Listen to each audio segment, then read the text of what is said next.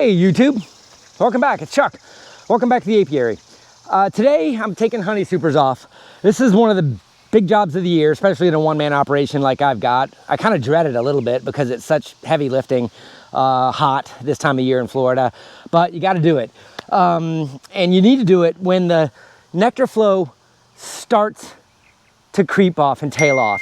You can leave your supers on there a little bit longer than that if you like, if you're busy or whatever, but it is important to probably get them off around that point if you're into maximizing your honey production, to keep the bees from eating the stores when you go into the dearth, and then switch over to supplementation if you're doing that kind of beekeeping where you're trying to maximize your honey and use sugar during the dearth periods.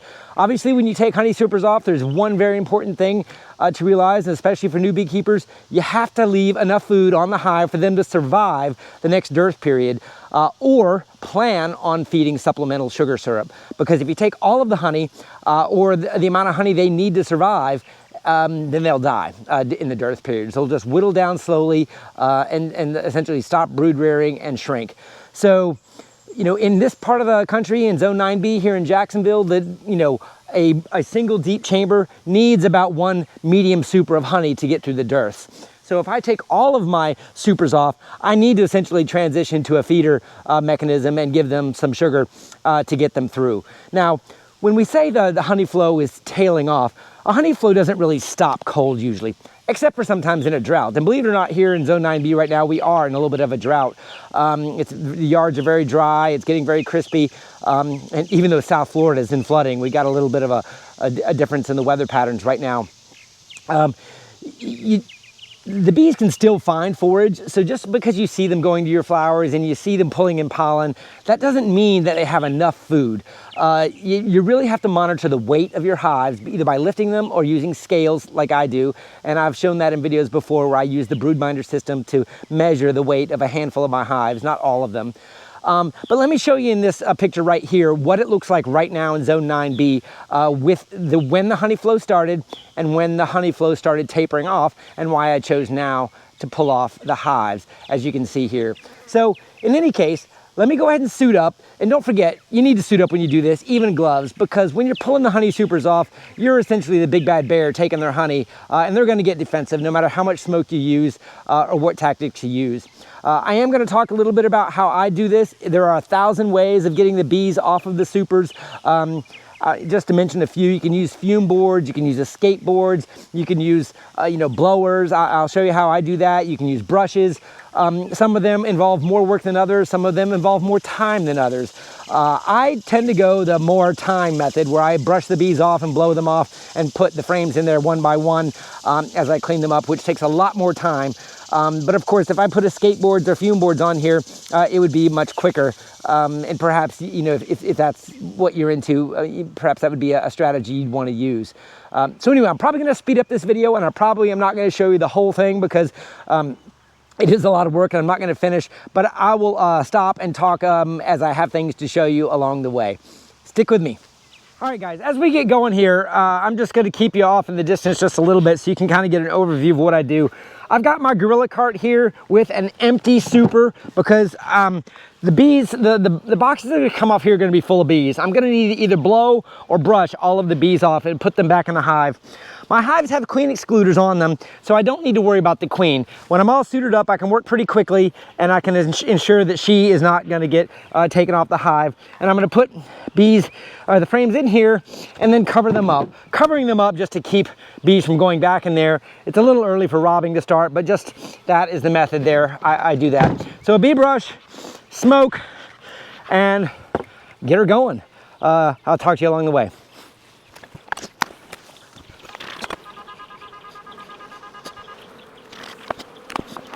Yep, these boxes are heavy. So one technique I'll just show you real quick is stand the bees up, and they are not happy. You got to keep them smoked. Like I said, the big bear, they're already going through my gloves, but I took their honey off. And then a blower, electric blower.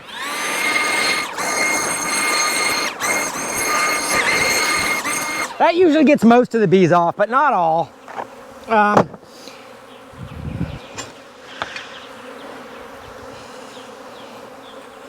But just a quick peek to show you. There we go. perfectly. Now this was in the center, so obviously this is going to be the most capped. But you know, you can brush them. This is the labor intensive part. If you're doing this one by one, you're going to be doing this a while like I am. Sometimes you can use the brush as a little bit of a hive tool. But you see the blower got most of the bees off, but not all. So you see you got some that's a little bit not capped. This is mostly ripe. It may need to be dried out just a smidge.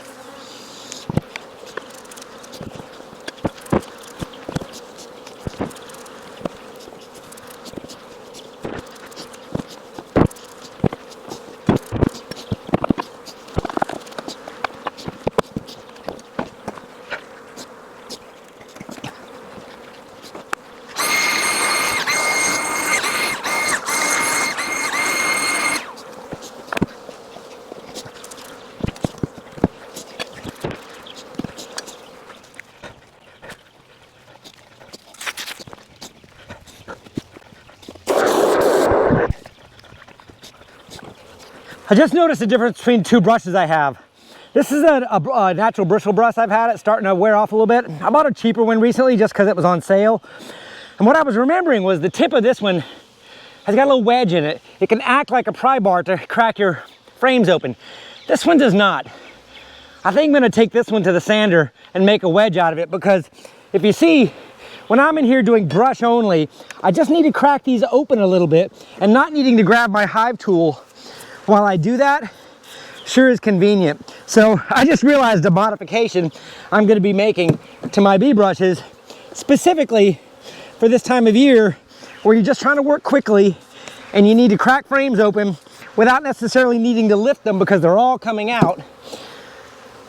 I don't know if you can see the difference in my speed there, just being able to push that brush in there, brush them off. Yeah, so I think I'm going to start recommending make wedges on the tip of your bee brush. You never know when you might need it.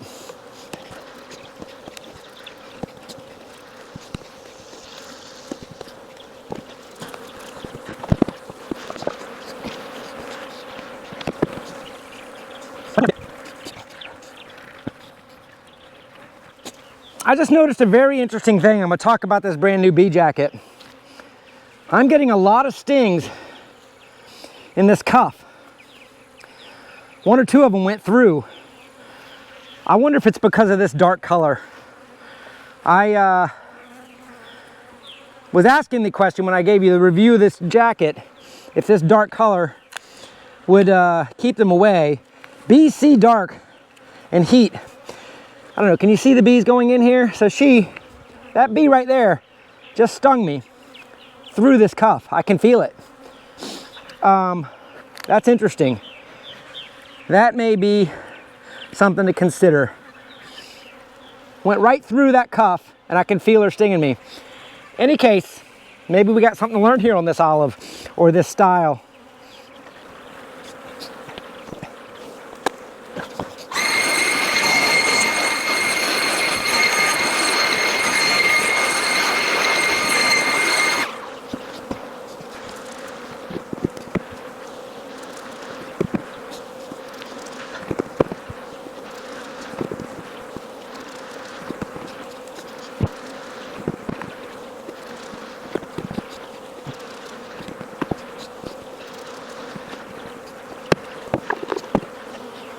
Okay, as you can see, I've now got more bees than I do space.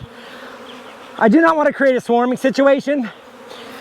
So after extraction, I can put wet honey supers back on there. If you have drawn comb, you can put drawn comb on there if you'd like. If you've got deep supers, like I do, you can throw a deep super on here with a feeder. You can put more foundation in here. Yeah, guys, look at this. Look at the stings in this sleeve. I don't know if it's because it's canvas and it's stingable, and not the triple, which they can't sting through, but that's a point about this jacket I'm going to be talking about a little bit more. So putting a super on here, whether it be a deep, whatever, I need to get some frames added here too so they don't build burr comb, but this will definitely give them a place to hang out.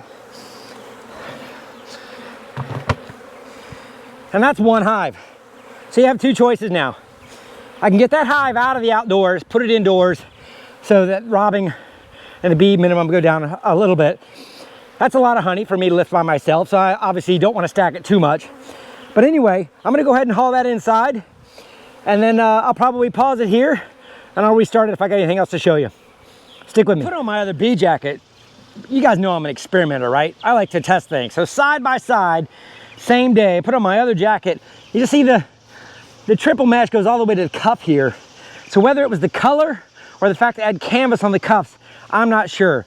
But I also went in and sanded my new brush. See if this makes a little bit of a difference. Anyway, so round two, second hive, get my frame ready, got my box ready. These guys should be settling down. They are. Hey YouTube, I found a problem, so I want to talk to you about it a little bit. Can you see how this honey frame has got a little bit of shiny on it? A little bit of shiny on it. Let me show you another one. This one's a dead giveaway. You see that shiny on it? This hive has been slimed. This is a dead out. Small hive beetles. This may look like just wet honey to a new beekeeper, but capped honey should not be slimed on the outside of the cappings. So when I looked in here, I decided to go a little bit closer. And when you start digging into a hive that's got that, you're gonna see more indications of it. There's no brood, there's no larva, there's more sliming.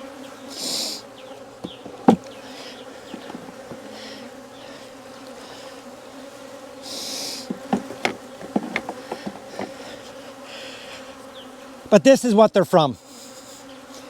Small hive beetles got into this one. Those are small hive beetle larvae, and the slime is their mucus. You can't feed honey or your cell honey that has been slimed. So this hive is essentially a no-no. But it's a dead out. It's got drawn comb in it. You can freeze the frames. Probably if you're gonna use a freezer, you need to put them in a Ziploc bag because you're gonna be killing all the eggs and larvae. And once you freeze these frames, you can reuse these frames no problem. So this hive number 1, 2, 3, 4 is a dead out. I'll just kind of keep going through here a little bit to see what I find. Slimed. Sometimes you can see the hive moved all the way over to the edge and maybe find the queen and save her. Not many bees in here. No brood.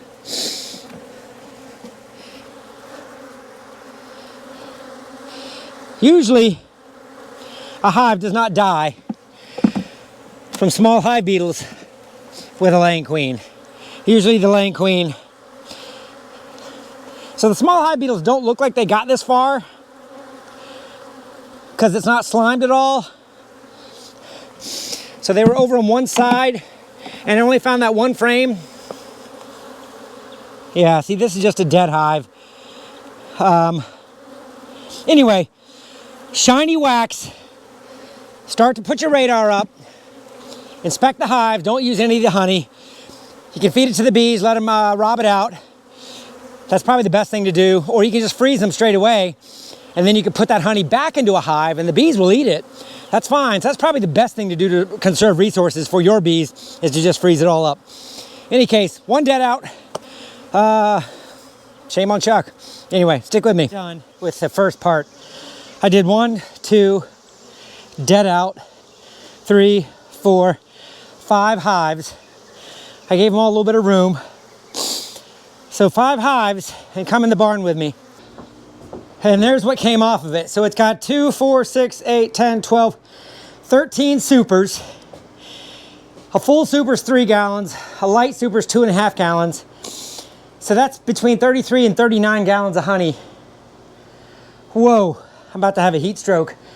But I learned something, or realized something. Let me go show you in the front yard. So here's that dead out. I brought it out front. See that robbing? They don't do that when there's a nectar flow on. So this is indication, physical indication that the nectar flow is stopped. They're robbing whatever they can find. So you can put out a little honey like this, And here's I just filled this up just to watch it too. This is my other flow indicator. It's just a feeder out in the front yard. And this has only been here a few minutes. And the bees are already starting to come around it. They'll be hanging off of it a little bit later. So put some sugar water out in an open area away from your hives, and they'll also tell you when the flow stops. Hopefully you enjoyed this content.